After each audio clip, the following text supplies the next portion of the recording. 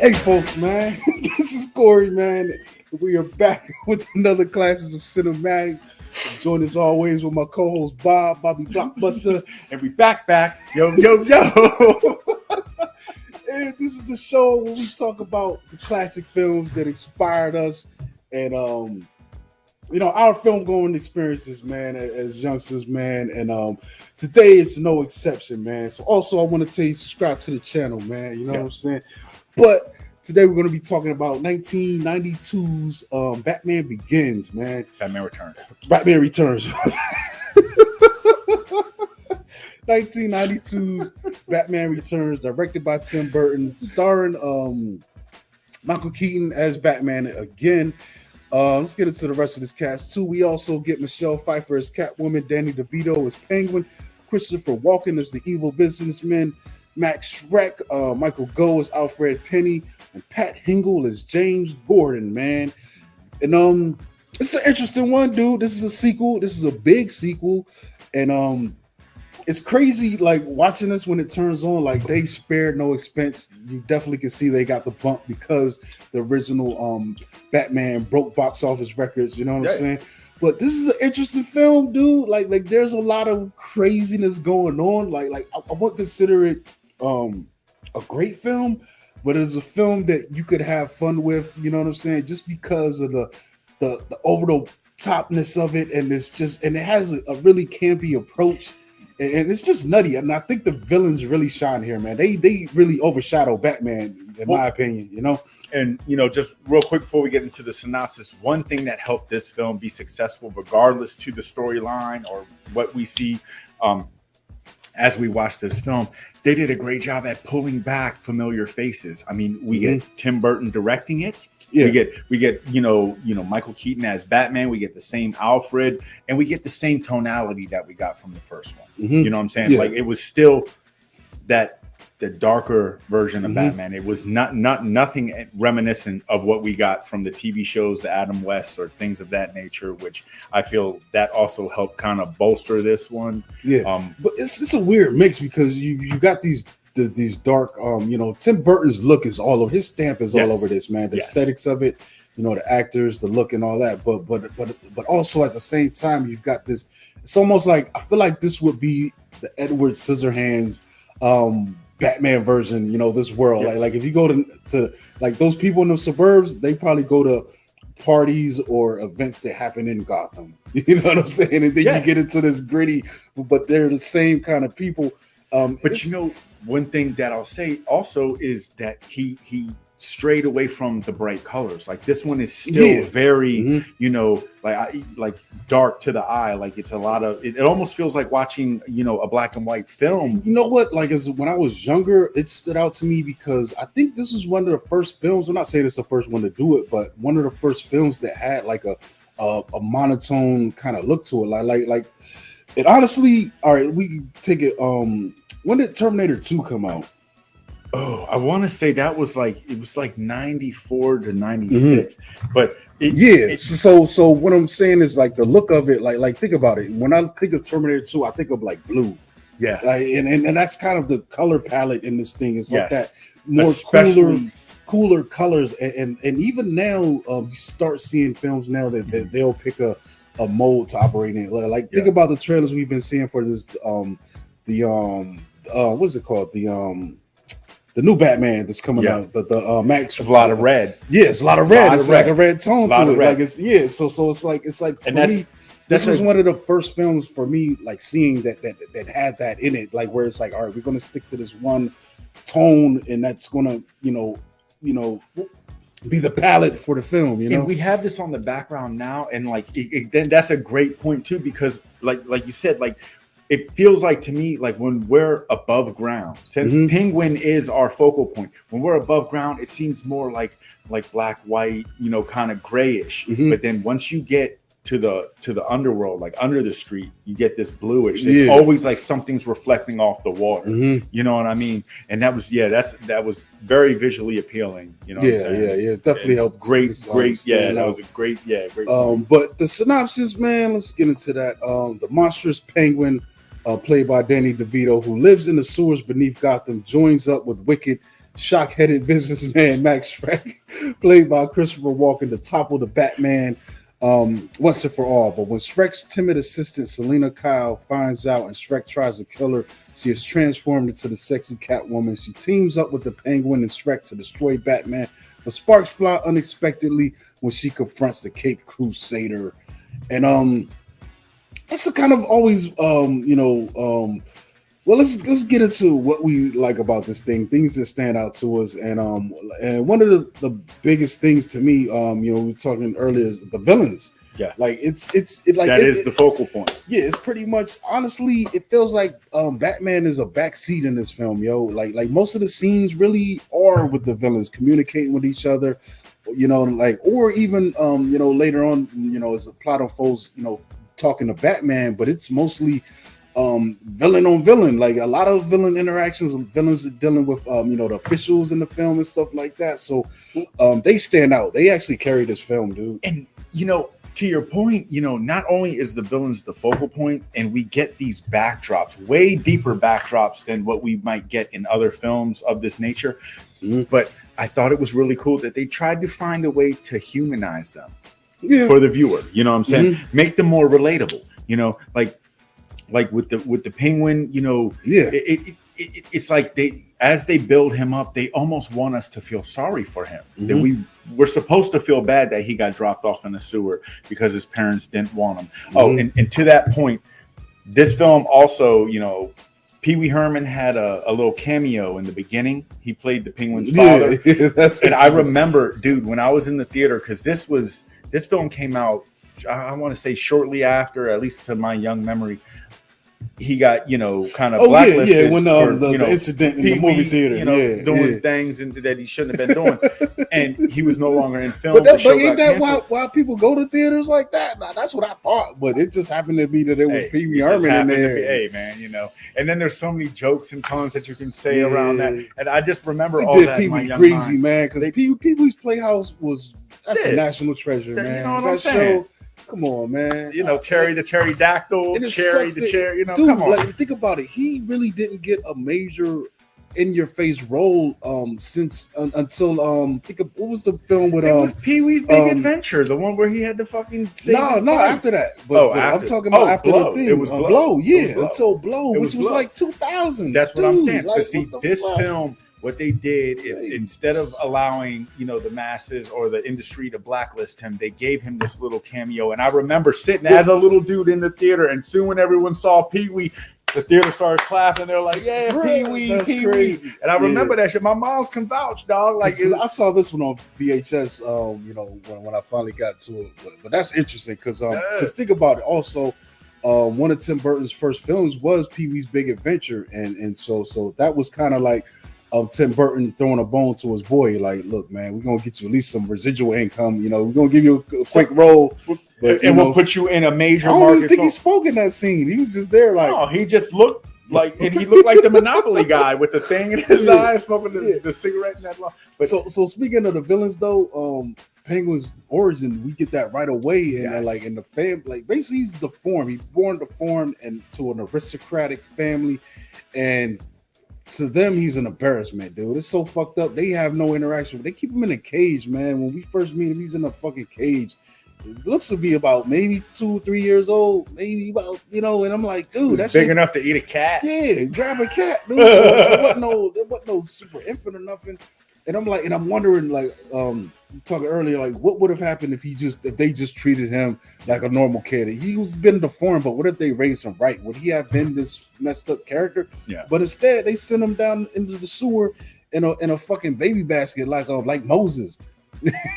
Without even knowing if he's going to live. Like, they didn't care. Come on now. At the end of the day, like, you can drop. I mean, what's the difference between dropping? You're dropping him 20 feet off a bridge into a sewer. Yeah. You keep him in a basket or not. You don't know what's going to happen.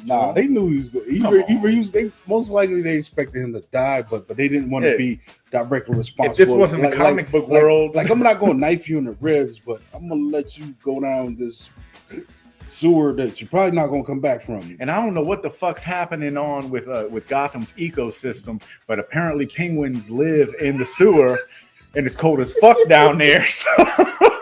Because they're the ones who find them and raise them. I mean, this movie does take place in winter. It is around the holidays, so there's legitimate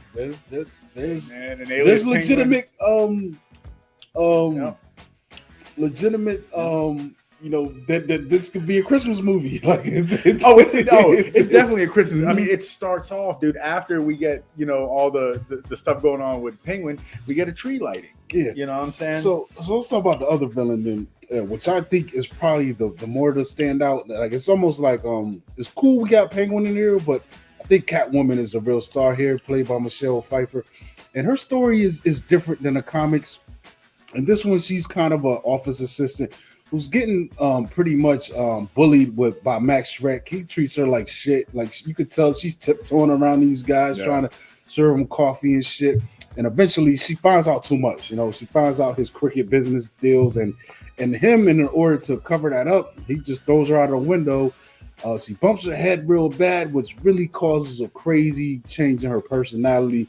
Well, she gets eaten by like 80 zombie alley cats. Well, it looked like they was kind of like waking her back up. Yeah, they come on, they surround her, they're licking her and shit, and then she comes out with this crazy cat personality. But she steals the scenes in a lot of this, man. This is a different take on Catwoman than we've ever seen. It's definitely totally different from the comic book version.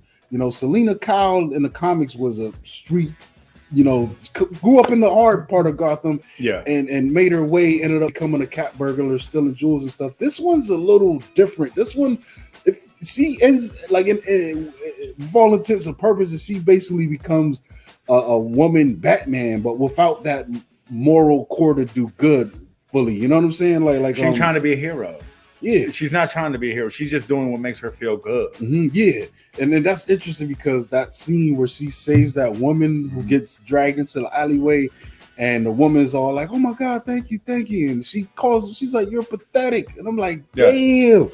It's like, you're pathetic, like sitting here waiting for a bat to save you. I was like, God damn, yes. but it also makes sense with the metamorphosis of her character. Pretty much, she's done a complete personality flip, with that, when she bumps, the head injury. It showed it was the difference between her feeling weak and insignificant to now feeling strong, and overpowering, like, you know what I'm saying. And so, when she looked at someone who portrayed themselves or was in a position where their weakness was at the forefront, she just like reminded her, like, yo, what would you have done if I wasn't here? Well, but it also is interesting because I think that moment kind of reminded her of herself. Absolutely. And she hated that, Absolutely. Like for some reason, after she takes the fall and gets the head injury, it's like what comes out of that is her being the totally opposite of that. And honestly, you see moments where she's reminded of who she used to be, and that really fucks with her, dude. Yes. And it's like damn. But it's taken to the next level, like most Batman villains are. And to your point, the one thing I like about Catwoman's character is that, even though she's a villain, like we root for her because of the element of Shreck. Christopher Walken, with him playing this ultimate misogynistic, overpowering, white collar, just overprivileged asshole boss, and then on top of the fact he threw her out a window, but I mean he was an asshole before he threw her out a window. He was an asshole after he did. We're so focused as viewers on disliking him that it almost makes the things that she's doing that could be portrayed as vigilantism or villainism, like we're like, nah, because we're rooting for her. Whereas the difference, like for me with the Penguin, and what I will say is I love the look of him. Like this one, and I feel like they did a great job making the Penguin look monstrous. He didn't look monstrous in any of the other renditions. Like this is way different. Like I love the Burgess Meredith version because he's fat. He's kind of a dick, but he's also, you can see him moving and maneuvering around high society. This one is like a raw, disgusting guy that they had to build up to that. He looks like he's got mold in his hair and he smells like weirdness. It looks like he stink all the time. And like I said, that scene where he's eating that fish and it's just like it's a raw fish and then you go out to have a public damn speech as the next upcoming mayor.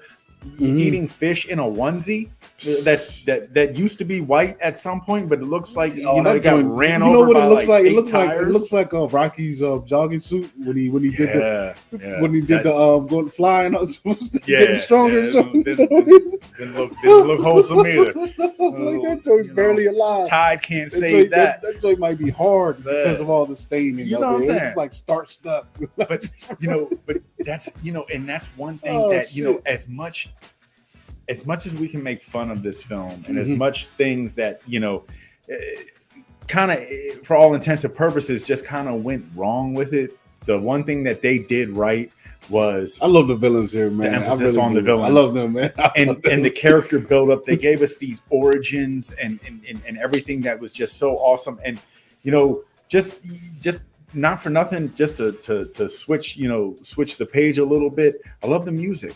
I love the music on it. Like every scene has some kind of music playing in the background. He kills it. Like this is a really great score. If you want to just see if you could track that down, it might be on Spotify, but it's just a really good music. It's really good. Like when things get to happening, that the orchestration is really good, man. It works for it intensifies and it really just helps set the tone. Like even at the beginning, like you get that initial Batman music, but soon when they drop the Penguin into the gutter, it sounds like we're about to watch The Conjuring or something. Like I was like, I'm waiting for a ghost to pop out. Even if it's a ghost that's popping out the basket, like we don't even know what the Penguin looks like at that point, But they really they set the tone in a really awesome way, and I feel like that also kind of just brought more energy to the atmosphere that they were trying to bring throughout the whole film. A lot of crazy sets, the animatronic penguins, and like it's a nutty fucking film, man. Like I'll put it this way, man. Like I said, man, I don't think it's good, but if you're just a nutty moviegoer and you just want to see wild shit, and this kills it, man. Like maybe the only downside, like I felt, is just Batman himself, man. Like he's there, but this ain't his movie, bro. Like it's interesting. I don't know if it was done on purpose, but this is the villain's movie, dude. And this is honestly, these villains are really great. And so it's almost makes me wonder what could have happened if maybe the story was just a little bit different, man. But basically the plot is Max Shreck, this evil businessman, is trying to he's dirty, man. That's why he threw Selina Kyle out the window, creating her. But his next move after that is to bump off all his competition. But he's also trying to get the Penguin to be the mayor, which is weird. Why did he try to get himself the mayor? But maybe he had too much dirt on him. The Penguin had too much dirt, like, because he told him, he was like, everything that you flushed down the toilet, I got. Like, he had shredded documents. Yeah, he had bodies that dude, trying to flush away toxic waste. Like he had leverage. Yeah, you know what I mean. So the Penguin pretty much blackmailed him into making him the big man. And Danny DeVito's Penguin is off the nut. Dude. He's the best. It's so he's so fucked up, but I can't help but enjoy looking at him. Even because he's really another thing too that stands out is his creepiness around the women, dude. He's such a perv. Yeah, but it's like God damn. You can tell that it's fucked up that I'm enjoying him perving out, watching him just because it's so crazy, but it's like. It's over the top, but in a lot of ways though, I know people like this. They don't act like that, but in their head it's going on like that. Like they overemphasize the fact that he really had nobody. He was just living alone, but he's still, even though he looks like a penguin, he still has, he's kind of a fuckboy. It's crazy, man. Like, and hindsight is 2020, but it's like. Watching this now is like this motherfucker Penguin would have got me too, like a motherfucker. Like even if they got him elected, he probably would have lasted like 2 months. What?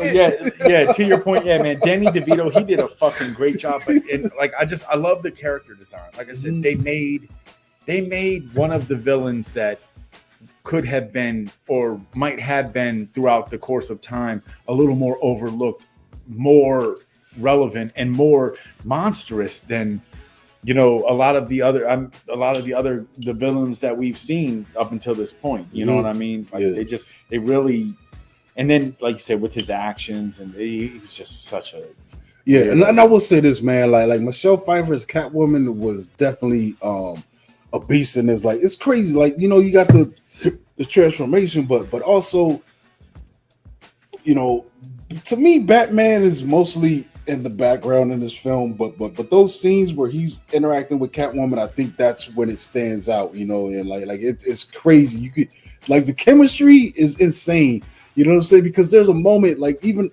earlier, when after they first fight with that, where they're walking down the street, and he's kind of dropping clues, and she's dropping clues that I'm Catwoman and I'm the Batman, and you're like, you know, it's like, do they know or do they not know? But I feel like they know, because the way they're talking to each other, they know. But, right. But then, you know, at the same time, in the midst of all this other shit that's going on, Catwoman brought a certain level of like sexy and seduction to this film. You know, which was also.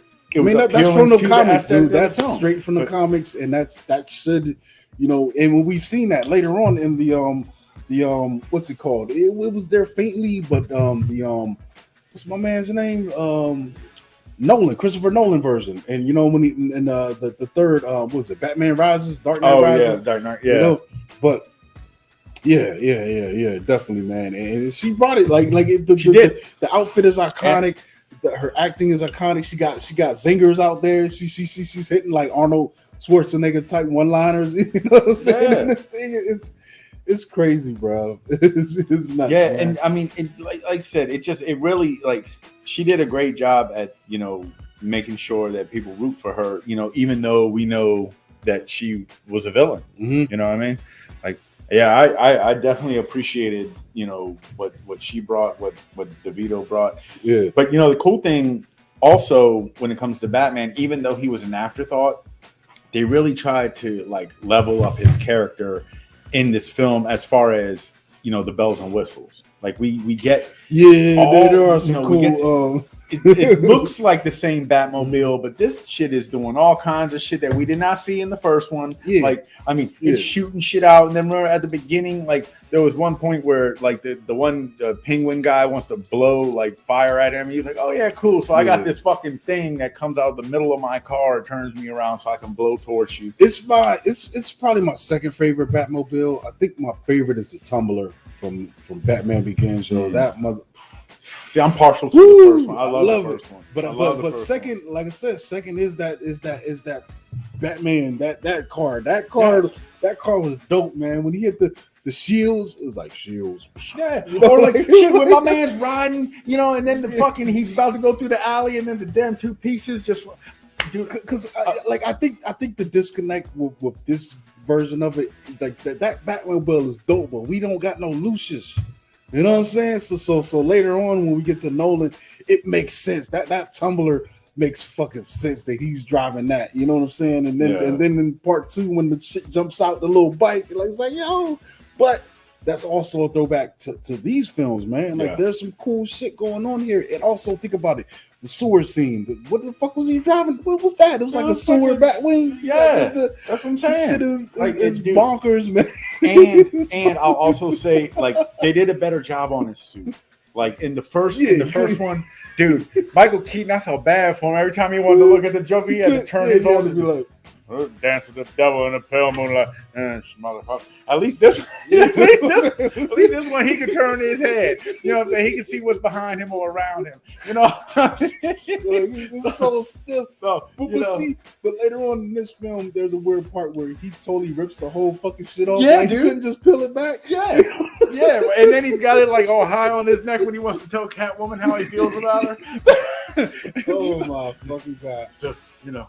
Half bat, half man. Yeah, like I said, man, it's not the best effort, man, but there's a lot of fun to be had with this shit, man. Like it's one of them things, man. Like, I can't explain it. It probably runs a little bit too long. It does, but then again, you know, this was at a time in 1992 we weren't getting 2-hour films. Mm-hmm. Like we get those, like it's a regular thing nowadays. Yeah, but. You know, it made some bread though. They spent $80 million. It made $266 million. It did. It was because people were chomping at the bit. Because I mean, the first one, you still gotta, remember, like up until this point, that first Batman, before that one came out, we didn't really have any notable superhero There was a big films. drop off though. All right, so the first one was 35 million, but that made 411 million in 89. So there was a big drop off, but still, it still was a hit, man. And also I think they we were talking maybe a few weeks ago, like this dropped in the summer. Yes. So by the time Christmas came out, them toys was on the shelves. Like, exactly. And I remember, and I think they had a video game based on this, man, as well. Yes. Yes. So, and one of my homeboys had the damn Batmobile that pressed the button and the things. I was like, dude, that's the coolest fucking toy ever. Yeah. I remember I had a couple of little penguins. That was the thing too. Little rockets I want to point out shit. too. Stan Winston was here behind. Like their crew got hired for the makeup effects and the penguins and stuff like that. So some of the practical effects, a lot of it, they did it. So that's pretty cool. Like it's interesting because I follow the Stan Winston School of whatever the fuck they do on Facebook, and every now and then they'll post, behind the stuff scenes from movies, and this was one of the ones that they posted too, like the penguins and the stuff they did on this. So let me see, it got nominated for best visual effects and best makeup. You know what I'm saying? So that's pretty cool. Understandable. The penguins makeup was some of the best that we've seen that whole year. I mean, it still holds up now. Yeah, so it won BMI Film and TV Awards. It got a music award. Danny Elfman got a music music award from BMI, and Saturn Awards Best Makeup. Stan Winston won for this for that year. So it got a lot of nominations, but it got 2 victories. Academy Awards, it got Best Visual Effects and Best Makeup nominations, but it didn't win. I wonder what beat it out that year, yo. Interesting, but it got a lot of nominations. But I think, like I said, man, I think the campiness and stuff kind of kept it. It's, I don't know, man. Academy Awards are weird, yo. I feel like even if, let's just say this film is made how it was and it was really actually great, I don't think they would have still acknowledged it, man. Like think about it. We're still waiting for, say, a Marvel film to get Best Picture, and I think honestly, Spider-Man: No Way Home is good enough to get that. Like, you know what I'm saying? Overall, like as far as my entertainment that I've seen this year, that was probably the best time I've had seeing a movie like this year, period. Like I can't dispute that. And there's a lot of other good films that I saw, but overall that's Spider-Man. But a film like that, it's gonna be years down the line, I think, before a film like that could get Best Picture. Thing is this, it was when they first brought out the Batman, they were trying to give us the darker version of Batman, but they also had to still make it relatable and appealing to children. So I feel like that's where that campiness comes from, and a little more of that lightheartedness. But also that's the kind of director Tim Burton is.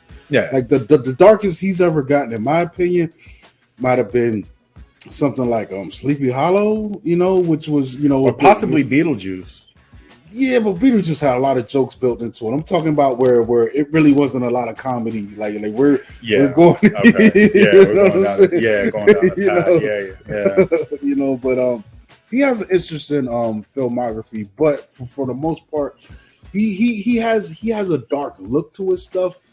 But for me, it doesn't seem like he gets totally dark. Even Beetlejuice, as grim as the afterlife and postmortem shit he's dealing with, is still a fun film. Even Nightmare Before Christmas, Corpse Bride. You know what I'm saying?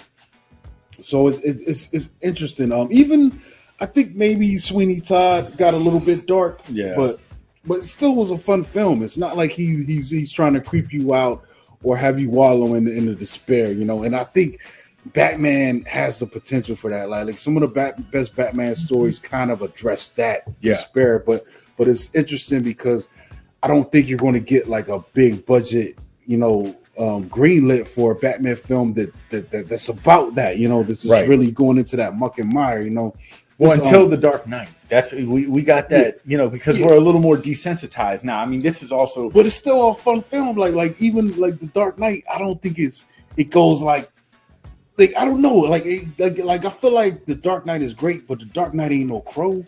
No, it ain't no You Crow. know, It ain't no Crow. None of that trilogy is getting into that. You're right. It's like it's only so far we could go, especially but they pushed it a little more. Like I think that like with this one coming out when it did, they just they played it a little more on the safer side. Yeah. They had to, because you just got to look at before Batman '89 came out. Every other superhero film that came out failed. I mean, look at the Captain America, Spider-Man. Oh, that was trash. They failed. They all failed. The last one, I think Superman's was a hit, but they burned that gas up real quick. Like if you get past, if you get past maybe. I don't know if Superman 3 did good at the box office, but it was bad. Yeah, it was bad. It's fun to watch because you want to laugh at it. Yeah. And so I feel like this one, what they did is that was kind of a hard, because they spent $40 million and they made 80. And you think about the advertising, promotional budget, and all that. That wasn't really a good hit for them, man. Superman 3, right, yeah. So with Batman Returns, I mean, at least they rev the pedal, more than the first one. I feel like they try to touch on it a little more. And also, we do have to acknowledge the fact the reason we're bringing this up is because this is also one of the one that is like a coin flip to if it's really a Christmas film or if it's not. But kind of feel like it is. There's a lot of snow, a lot of Christmas trees, a lot of presents. Yeah, in a way, yeah. This might be the loosest one though that we've done so far. Probably, but it does take place at that time, man. And I will say this, man. Like as far as Keaton, I definitely enjoyed him more as Bruce Wayne in this than Batman. And the thing about this film that I think doesn't work for me is we don't get a lot of those moments in this film. There's a couple scenes here where he's Bruce Wayne interacting with Selina Kyle and some of these other guys, but I think if you would have put more of that in here, you could have upped it a little bit more, because there are some Batman fight scenes before we get to the finale, and some of them are just anything not involving Catwoman. You could throw this out the window because it's like it's bullshit. Like there's with the big dude that he throws into the vat. I'm like, man, what is this, dude? It's just corny. Yeah. It's like it's not. It doesn't play well, dude. But I don't know, man. Like overall, I don't think it's great, but it's an enjoyable watch, man. If you're one of these nuts like me that can have fun when things are bad, it's just kind of roasting a little bit. But outside of that, I really do appreciate the villains here, man. Yes. I appreciate Christopher Walken's kookiness, because here's the part that kills me. He starts off with a wiry afro. He kind of looks like Clarence Williams III, but the white villain version. Yeah. But then later on, it's sort of smoothed out. He got the comb. He's got he went to the barber. He got the comb over and the suits are crazy. His suit game is killing him. That's the thing. And yes, and that's why I love this film too. It's the same. It's a testament to the villains. Yeah. And for me, when it comes to this, this Batman world, the first two are my favorite. Like once you get into like Batman Forever and Robin and all that stuff, like I know we had some cool villains, but the look of it was so different. It was so neon and bright and all this other, it looked like everybody was running underneath black lights. You know what I mean? What though? What I like though is terrible, but I have fun roasting that film. The one with Schwarzenegger. I know. I knew you said that with Mr. Freeze. Is that Forever or is that Batman and Robin? No, that's Batman and Robin. Oh, that's Forever was Tommy Jones as fucking Two-Face and Jim Carrey as a brother. But Forever, I mean Batman and Robin, dude, it was so nutty, but when Arnold was, every time he was on the screen, chill out. Yeah, I was about to say, didn't he freeze someone and be like, chill out? Yeah, come on, man. It's so stupid, but it worked for me, man. I love watching him in it. It's a bad movie, but there's moments though where it just, and I think that was one of the first ones too where you had to start getting like 20 million, and I think like that was he got 20 million to be crazy like that, dude, and he was so great in it. Like I cannot hate on Arnold in that role. That's one of my favorite roles, because it's like he shouldn't be there. He shouldn't. He shouldn't. Like that's so wild. Man. Yeah, but overall, man, I don't know, man. Like this is a wild one, dude. It definitely is a testament. It's a product of its times. It's definitely Tim Burton's stamp is all over it. I think the villains elevated. They outshined the main guy in his own movie. This is like When they say Eminem murdered you on your own shit, when Nas was talking on about ether. Yep. Like he got murdered right. on your own shit. This is probably my most famous most favorite DeVito. He's great in this, man. He's wallowing in it. He's loving it. What he did was great. Man, you know what though, man? DeVito has some bangers, yo. Like, cause we used to go to 99-cent theater, man, seeing everything. Throw Mama from the Train. I gotta rewatch that, dude. I gotta rewatch that because that motherfucker.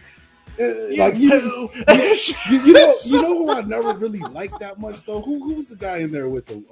Wasn't that Billy Crystal? Billy Crystal was kind of whack, dog. But if you put him with the right person, like what happened with Throw Mama from the Train, you get greatness. And that shit, man. He like pretty much. I love the woman too. Billy Crystal threw oh man, Danny DeVito Toss some alleys, all that. He threw Billy Crystal on his back and the mom from Goonies. That motherfucker was great. Yeah. That was a great ass fucking movie, man. We're gonna have to bring that up soon. War of Roses, like that era was crazy. And Twins, the joint with DeVito and Arnold Schwarzenegger. Romance in the Stone. Like I don't think DeVito was DeVito in War of Roses? Nah. But I'm just thinking of things that were coming out at that time that were just banging, like the comedy bangers. You know what I'm saying? It was just a different era, dude. But this was still just for me. It was a different.